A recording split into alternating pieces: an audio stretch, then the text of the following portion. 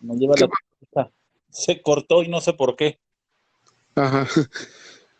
Bueno, te decía, eh, cuando amas, entonces, por esa imagen del abandono, eh, hay una necesidad de controlar al objeto de tu amor. Claro. Lo mismo pasa con los que ejercemos la docencia o con nuestros maestros en logia. A veces solemos amar tanto lo que hacemos que nuestros hermanos aprendices se convierten en objeto de nuestro amor. Y entonces nosotros decidimos qué es lo que es bueno para él, qué es lo que puede aprender, qué es lo que no puede aprender,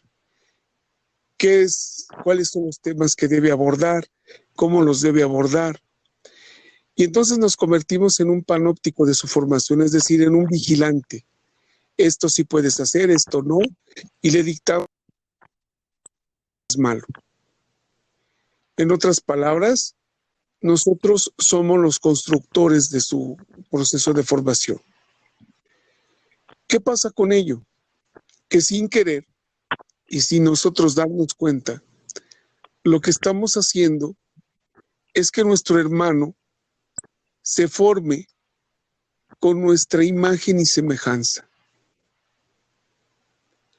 ¿Por qué razón? Porque yo le estoy transmitiendo mis faltas, mis virtudes, mis zozobras, mis dudas de mi propio proceso de formación, porque lo estoy haciendo como yo desearía que las cosas fueran. Y entonces, ahí lo que tienes ya no es un proceso de formación, sino es un proceso de preformación, donde el que enseña ya tiene una imagen de lo que debe ser su alumno. Y entonces el alumno ahí muere, no existe. El alumno solamente existe en razón de las necesidades de su maestro. Sí, es un Y adoctrinamiento. ahí no existe, Es un perdón, adoctrinamiento. La ideología es una ideologización. es una ideologización, un adoctrinamiento, pero amoroso. O sea, no lo hacen. En el mejor de los casos. En muchos otros casos es un proceso de ideologización, de adoctrinamiento, donde el individuo va a ser la imagen y semejanza de su maestro y se va a convertir en un seguidor. Y en el momento que se convierte en un seguidor, se convierte en nada, porque vive en razón de lo que es su maestro. Eso está mal. Claro, está mal, pero hay muchos compañeros maestros masones que utilizan ese proceso de preformación, de adoctrinamiento y de ideologización como cotos de poder dentro de su misma logia. ¿Por qué?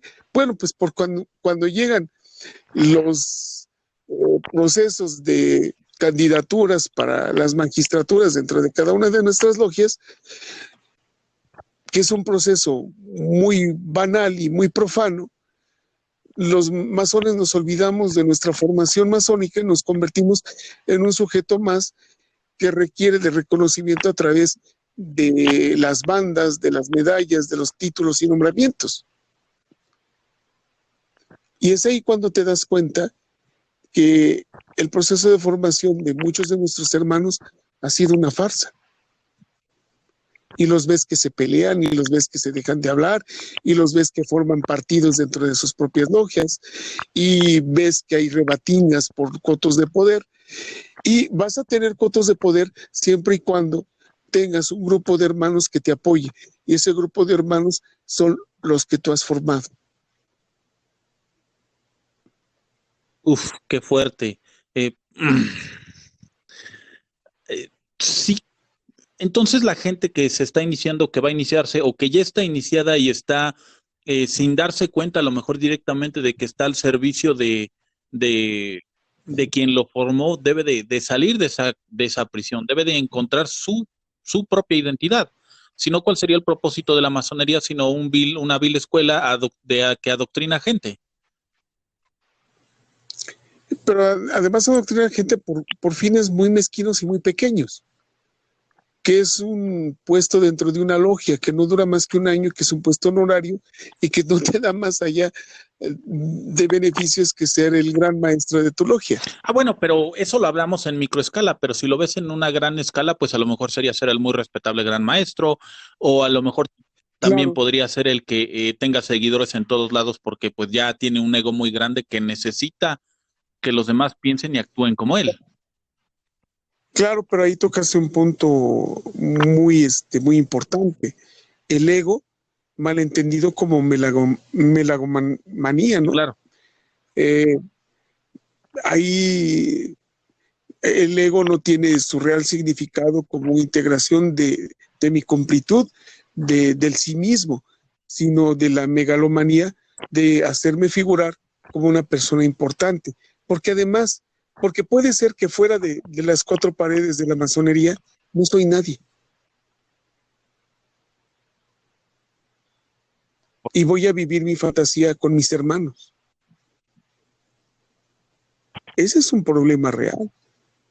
y muy Hay muchos hermanos que van como si eso fuera el club de banqueros.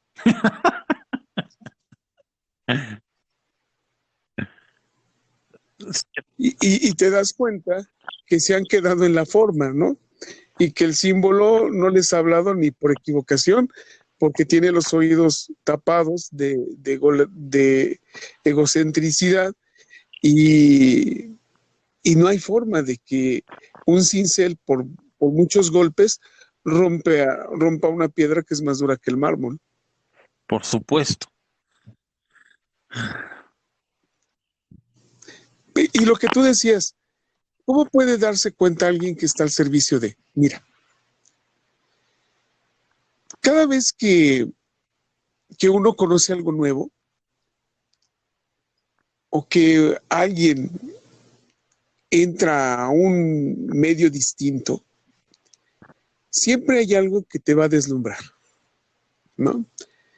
Y entonces es muy fácil que te enganches, pero te vas a dar cuenta tú mismo y te vas a desenganchar tú mismo cuando tú elijas caminar tu propio camino. Cuando tú elijas ser lo que a ti te interesa ser.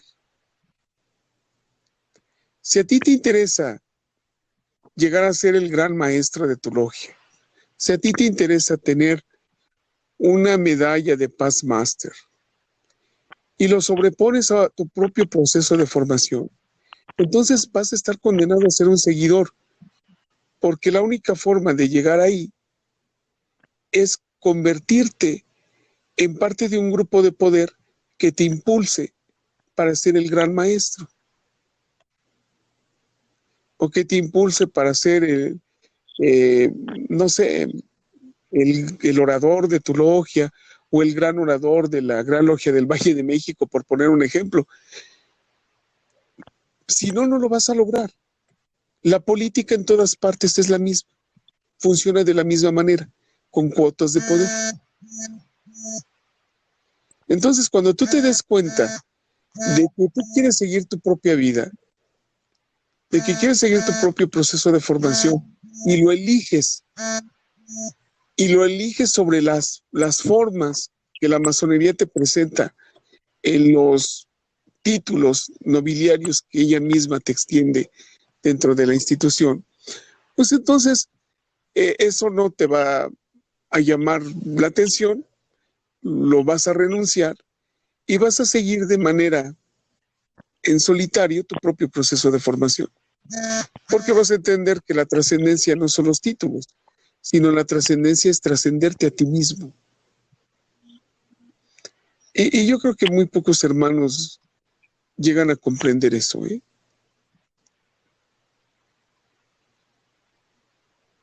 O sea, ciertamente la masonería nos pide que nos desapeguemos de todo lo material, pero al mismo tiempo te está ofreciendo algo material más interesante. Eh, pensaría, No, la masonería es una institución, tiene una organización jerárquica. La masonería tiene como toda institución, un organigrama para que pueda funcionar. Claro. El problema es que hemos convertido a ese organigrama en puestos de cotos de poder, en puestos que llenan un ego que no tendría razón de ser en una institución iniciática, ¿no? Claro, porque está, Pero que sin embargo la tiene. o sea, el poder ostentar un cargo sería un sinónimo de poder servir al pueblo masónico, no poder servirte de los demás. Claro, porque además entre mayor sea el cargo, mayor es la responsabilidad, porque los hermanos van a depositar en ti la confianza. Fíjate nada más lo importante, van a depositar en ti la confianza de su formación. No es algo muy pequeño, ¿eh? La formación es vida, la formación es trascendencia. Y entre más grande sea el puesto, tú tienes la responsabilidad o tendrías que tener la responsabilidad de darle a tus hermanos el conocimiento necesario para que ellos puedan trascenderse a sí mismos. Claro. Es ahí donde nos hemos quedado en la forma, en los cargos, en las bandas, en las medallas, en la liturgia que tú dices, y con razón, si la vemos desde ese punto de vista, pues no tiene ninguna razón de ser, y además es contraria a la masonería, ¿no? Es dogmática. No sé, yo recuerdo a un hermano que se mandó a hacer un mandil con las medidas exactas, como decía la liturgia, porque si no, no funcionaba en su ritual. Es decir, está poniendo en el mandil un proceso de formación dentro de una cosa inanimada. Sí, es como adorar estatuas de mármol. Bueno, es como escuchar a un hermano que te dice que no existe Dios, pero le agradece al gran arquitecto del universo por estar hoy con vida, ¿no? Es cambiar a un Dios por otro. Sí, claro. Es difícil y es muy duro ver eso dentro de la masonería. Sí, ahora que lo... Y es ahí donde la gente se ha quedado en el signo, brother. No ha trascendido al símbolo. Y es un punto de crisis de nuestra institución. Sí, incluso ahora que lo mencionas, estoy recordando un día que fuimos al VIPS hace como 4 años y que estaba en Ajá. una mesa un hermano que decía, no, es que ese hermano es pues ha formado muchísimas logias y lo conocen en muchas partes de México y ha bajado y ha ayudado a la modificación y ya formó Gran Oriente y una barbaridad de cosas y de repente pues me dicen, por eso hay que apoyarle con dinero. ¿Cómo que hay que apoyarle con dinero? Pues si se supone, yo entiendo que la masonería debe ser una institución que dentro de su proceso iniciático y de transformación que te sucede, pues se deben de ajustar todos tus niveles en lo social, económico, intelectual y emocional. Entonces, cuando me dicen que Ajá. una persona ha hecho todo por la masonería, pero que en ese momento no se puede pagar una cena, digo, pues algo no me checa a mí. Claro.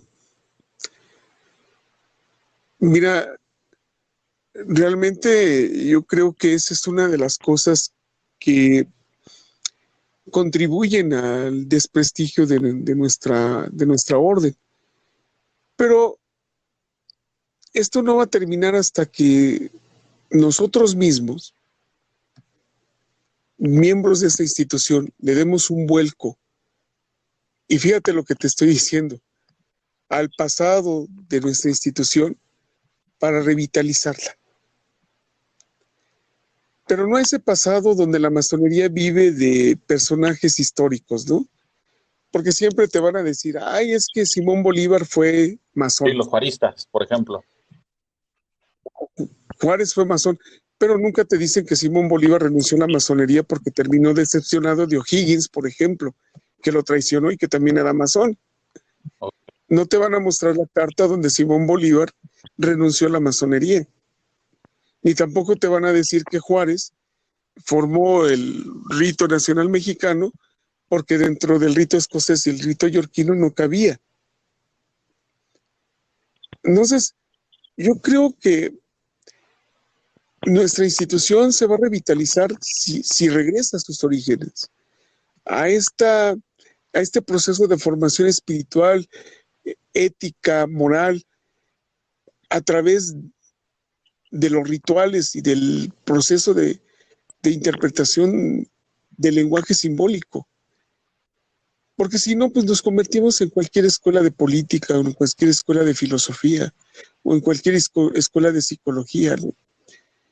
Mira, yo hace como 5 años tuve una experiencia de ir a un curso dentro de la masonería y llegó un hermano con un códice donde él nos explicaba que venían las profecías de el fin del mundo, ¿no?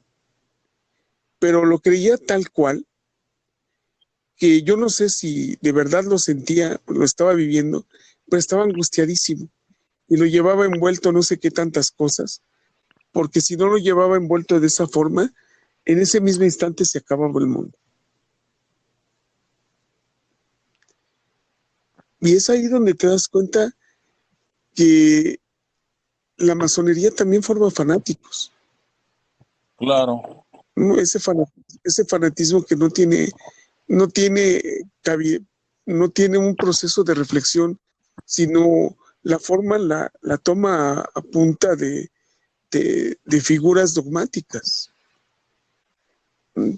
No sé, mira, a mí me parece que hay una necesidad de revisión de los procesos de formación de los hermanos dentro dentro de nuestra escuela. Pero eso equivaldría a reconocer que has fallado, ¿no? Y es muy difícil reconocer que no hemos hecho, porque estaríamos diciendo que nosotros hemos fallado. Bueno, pero yo no pienso que esté mal el reconocer que has fallado, por el contrario, el reconocer que estás mal te da la oportunidad de corregir, pero mientras sigues montado Claro, en tu no nos podemos equivocar porque somos la masonería, pues vamos a seguir formando personas anacrónicas y dogmáticas y adoctrinadas además. sí, así es. Pero mira, lo que estamos platicando lo podemos hacer dentro de nuestras logias. Va a haber resistencia, sí. Vas a ser un paria dentro de tu logia, sí. Pero ¿acaso eso no ha sido la historia de la masonería? Claro, Ser un paria dentro del núcleo social, ser la imagen discordante, porque esa imagen discordante permite la discusión y la construcción de cosas. Nos toca hacer eso, Benja. No nos toca hacer un movimiento de renovación, ¿no? No nos toca hacer el Morena de la masonería. Nos toca, nos toca hacer eh, la parte discordante para que la gente reflexione. Eso es lo bonito de las diferentes posturas que también puedes encontrar dentro de la masonería. Al dogmático, al ideologizado, ¿no? Al artista. A mí me fascina encontrarme artistas dentro de la masonería porque son los más rebeldes y los más reflexivos. Un artista es romántico, ¿no? En el entendido del romanticismo como libertador del alma, del pensamiento. Se atreven a construir. Y eso es lo que yo creo que debemos de ser nosotros, unos artistas que construyen de sí mismos una vida digna de ser recordada. eso. Tengo una duda en eso. Como masón, yo pienso que yo debo de valerme de todo lo que aprendí para que a través de mi ejemplo otros puedan aprender y decidir si quieren seguir el camino o no. Pero a veces he escuchado pensamientos donde dicen es que tú le debes de de servir a la orden y convertirte en alguien que tenga semilleros, que estudie la masonería casi casi todos los días y ya sabes, ¿no? Que entras a otros ritos, que entras a filosóficos y básicamente que se me pide que deje mi vida y la consagre a la masonería y pienso que ni estoy en contra ni a favor de los que hacen mucho más en cuestión de estar adentro de la orden y ir semanalmente como si fuera una escuela o a veces hasta 4 días por semana, pero tampoco pienso que eso demerite el trabajo que yo hago por ir 2 veces a la semana. Claro, mira, a mí la palabra ejemplo me da escalofríos. Yo no soy ejemplo de nada, ni me gustaría ser ejemplo de nada, ni de nadie. Ok, Por la siguiente razón. Una de las cosas que me impulsaron a entrar a la masonería es porque quería encontrarme a mí mismo para ser libre. Cuando tú te vuelves ejemplo de alguien, te conviertes en esclavo de ese alguien.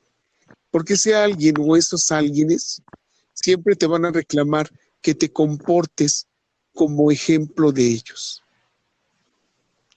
Y entonces estás dispuesto a morir por eso, mi hermano.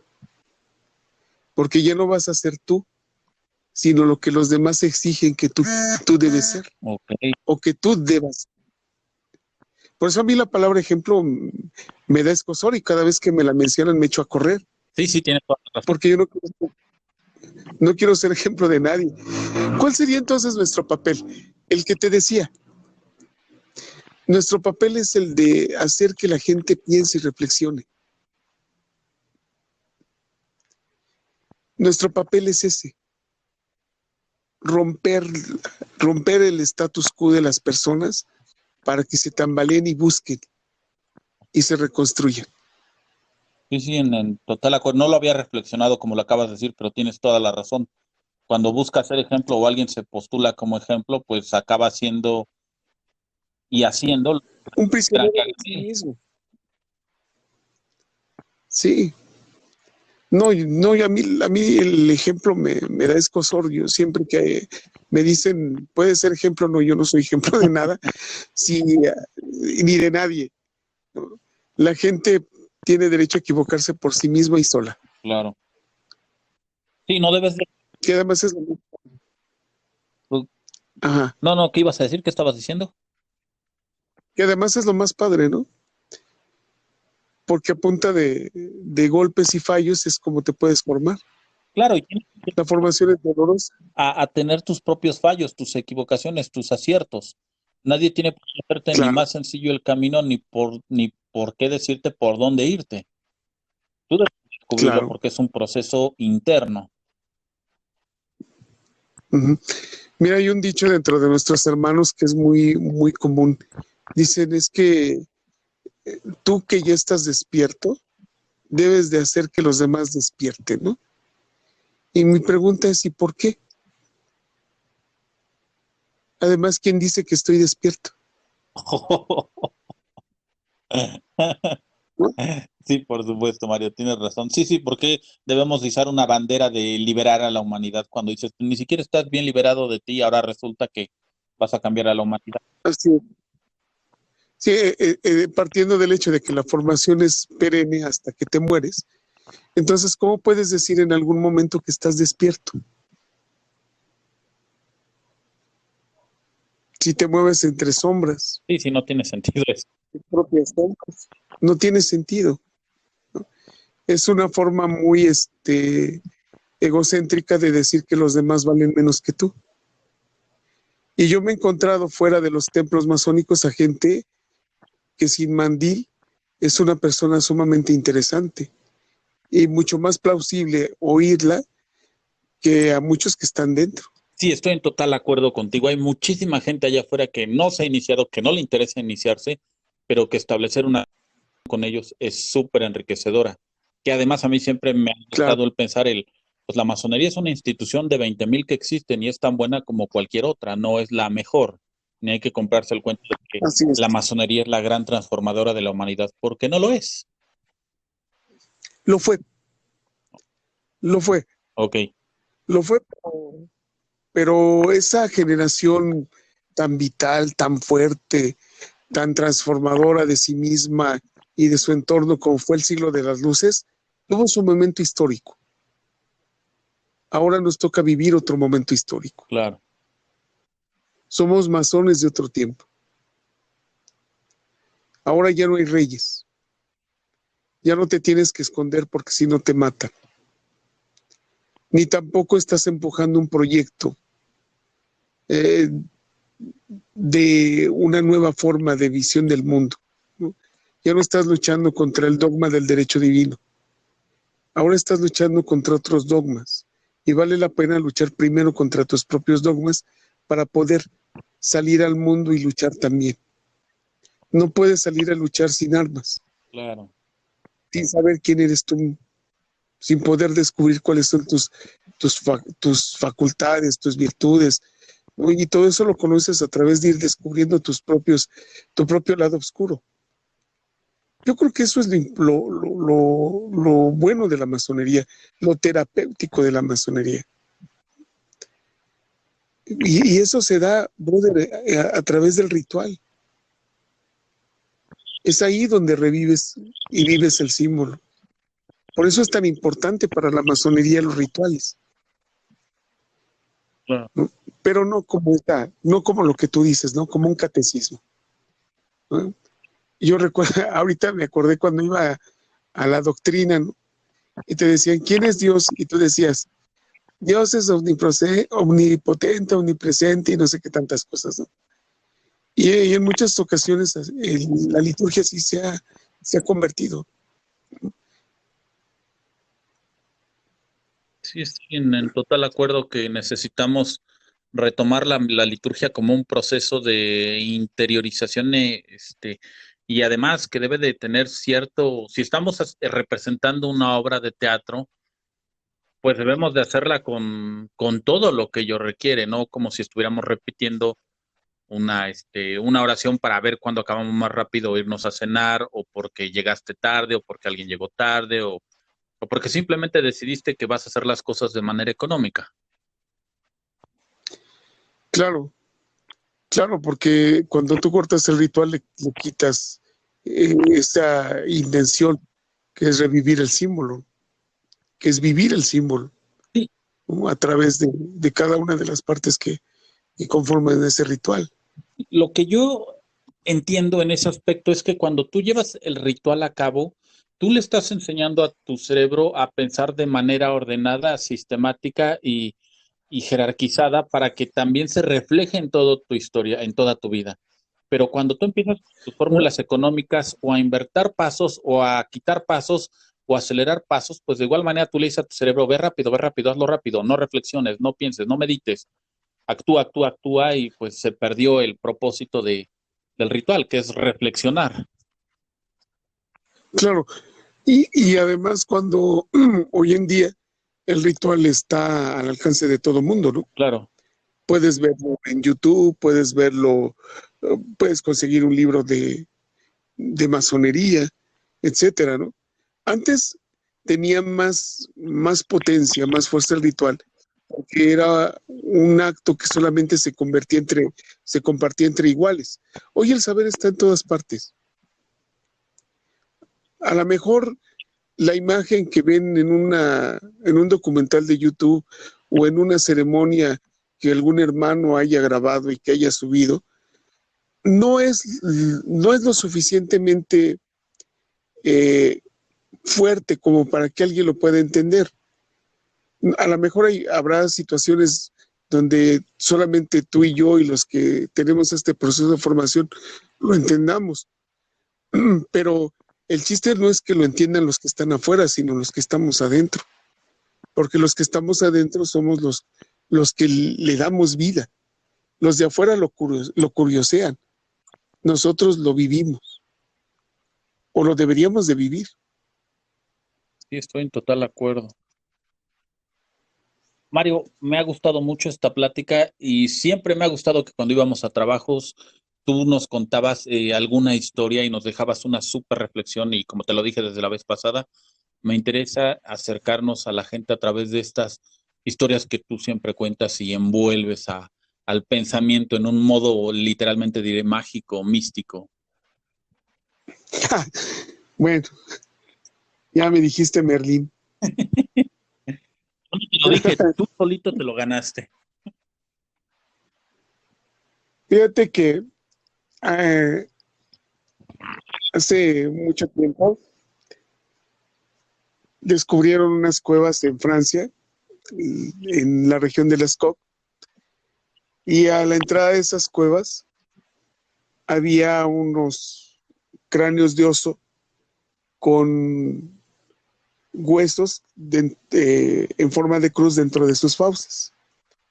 Y entonces para poder entrar a las cuevas necesitabas entrar por un camino muy sinuoso, y cuando salías de ese camino lo que encontrabas era una gran bóveda, y lo primero que veías era la imagen de un hechicero con forma de animal. Tenía la cabeza de un venado, estaba danzando y alrededor estaba una serie de figuras de animales. Estas son las antiguas capillas de los hombres prehistóricos, las iglesias. Cuando tú entras, estás frente a un templo y ves estas osamentas con los huesos cruzados entre sus fauces. Te llega un mensaje muy potente de estos hombres prehistóricos. La primera lección de la vida que debes de entender es que la vida no es eterna, que la vida se come a sí misma, que la vida te hace un ser finito, que la vida es una ilusión y que al mismo tiempo es un proceso de construcción, destrucción y renovación. La misma vida que muere le da vida a una nueva vida. Ese es el mensaje de estas osamentas de osos frente a estos lugares santos. Entrar por un lugar sinuoso implica la reconstrucción de un nuevo nacimiento. Estás entrando por el útero materno, ese gran útero de la gran diosa Madre Tierra, que es el útero por donde naces y el útero por donde regresas a la tumba útero, que es la tierra. Y entonces entras sufriendo los dolores del parto y naces de la madre, y cuando naces lo primero que ves dentro de esas cuevas es la figura del gran sacerdote que te presagia el nacimiento de una nueva vida, el nacimiento que te va a dar el Padre a través de la formación, si eres un varón. Recuerda que todos estos procesos iniciáticos solamente se daban para los varones. Y entonces lo que estás viendo ahí es la figura del Padre mitológico. Has nacido, has muerto al entrar a la cueva, en los brazos de la madre, has cruzado su útero y has llegado a una nueva vida en los brazos del Padre, el gran guerrero, el sol que cruza por el firmamento con su carroza de fuego y se va internando desde el oriente hasta el poniente. Regresa, baja a la tierra, es atendido por la diosa Madre Tierra y renace. Y entonces tú estás renaciendo junto con el Padre. Es al mismo tiempo el gran hermano, el hermano animal que muere, que se entrega en el acto de la caza para que tú vivas. Y entonces también esa figura se convierte en la imagen de la muerte beatificante. Yo, naturaleza, me entrego en el acto de la muerte para que tú vivas, para que tú subsistas. Siendo hermanos, por amor me doy a ti. Y entonces tienes la primera imagen del Cristo muerto y resucitado. Es la naturaleza misma en la imagen del Padre que te está dando la lección de ese gran ser que es muerto y resucitado para que tú puedas subsistir.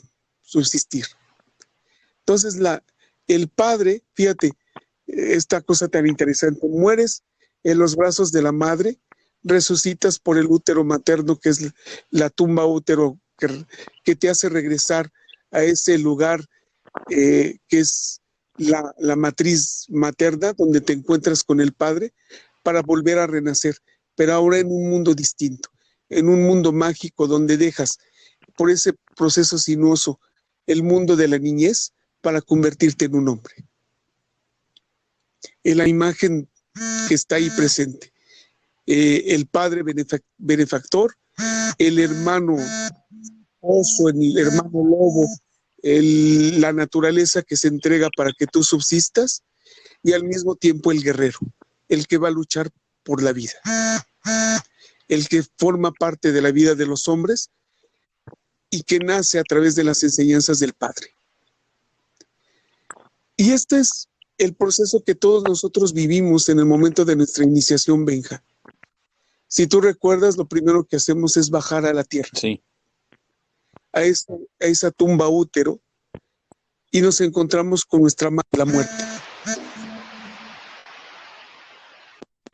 Y esa madre muerte nos va a encaminar a los brazos del Padre. ¿Quién es ese Padre? Ese Padre mitológico que se encuentra en las cuevas de las Koc, ese mistagogo, ese guerrero celestial, es nuestro venerable maestro. Porque nosotros entramos a nuestra logia vendados en la oscuridad de la ignorancia, y al momento de quitarnos la venda, la primera imagen que tenemos es a nuestro venerable maestro rodeado de nuestros hermanos que nos están dando la bienvenida a una nueva vida. Él es el mistagogo, él es el sacerdote, él es la imagen del Padre Celestial. El sol, el oriente, que cruza por tu horizonte y te lleva de donde el sol nace al cenit a donde el sol muere, ¿no? Que sería nuestra primera columna, la columna B, la fuerza de este sol vital, invicto. Y entonces entra a la tierra, que sería nuestra segunda columna, donde eres cuidado por la madre, que cura tus heridas de la batalla de la vida para volver a renacer. Es decir, es el encuentro de los dos diferentes, ¿no? El encuentro de los opuestos que se unen para dar nueva vida. Y eso es lo que tienes en las cuevas de las Koc. Quien se queda con la forma, lo que va a ver son pinturas rupestres, dibujitos de animales. Se maravilla del arte prehistórico y puede hacer un documental sobre las diferentes formas de manifestación del arte prehistórico, pero no interpreta la imagen, no interpreta el signo, no interpreta lo que el símbolo en ese momento te quiere decir para transformar tu alma. Ese es el ritual que deberíamos de vivir dentro de cada una de nuestras logias. como siempre. Que creo. Adelante, adelante. Yo creo que ese es. Como siempre es un gusto escucharte, afortunadamente, y te consta que la gente ha tenido muy buena recepción a pesar de lo pésimo que se escuchó el podcast pasado. Y esta historia yo creo que los va a dejar con muchísimas ganas de más, así que yo te estaré stalkeando para decirte cómo van las reproducciones y que nos cuentes más, porque esta manera de sintetizar la historia de Jesucristo, el proceso iniciático y el descubrimiento de las pinturas rupestres, creo que a quien no le quedó claro que la vida tiene niveles de interpretación y estas van a ir con base en tus capacidades y el estudio, tiene un serio problema. No, yo creo que no, mi hermano. hasta hasta la interpretación más simple, sin menos ornamentos, puede ser muy bella y muy aleccionadora.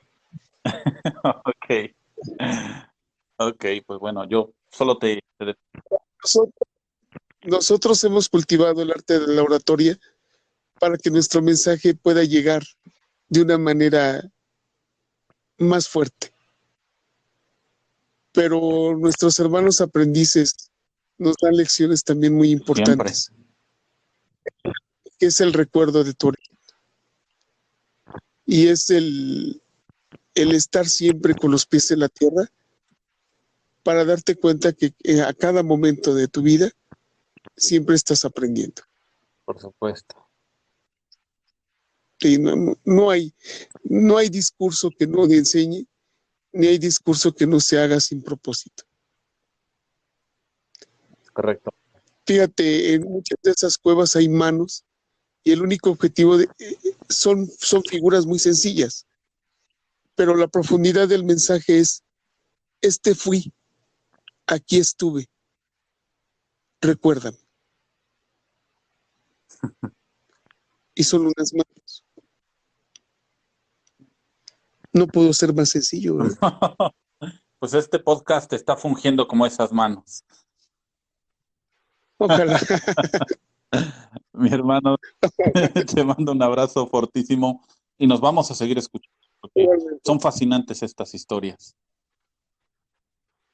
Gracias, mi hermano, Que estés muy por bien. esta oportunidad de hablar con otros hermanos. Que estés muy bien. Un abrazote. Hasta luego, mi hermano. Un abrazo.